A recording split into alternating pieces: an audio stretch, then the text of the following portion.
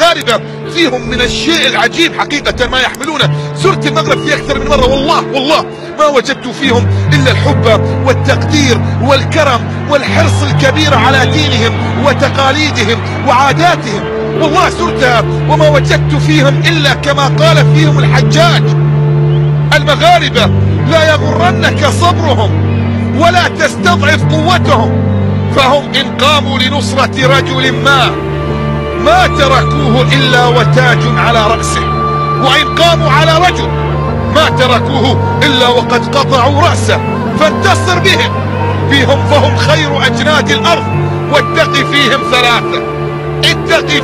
ثلاثة: نساؤهم فلا تقربهم بسوء، أرضهم وإلا حاربتك صخور جبالهم، دينهم وإلا أحرقوا عليك دنياك، وهم صخرة في جبل كبرياء الله يتحطم عليها أعداؤهم وأعداء الله. هكذا وجدت المغاربة، وهكذا هم بطيبتهم وتعاملهم ورقيهم وكرمهم. حفظ الله المغرب وأهل المغرب، وأدامها دائما أبية حرة، وأدام عليها الأمن والأمان بحول الله. بلدا عربيا نفخر به وبكل من يمثل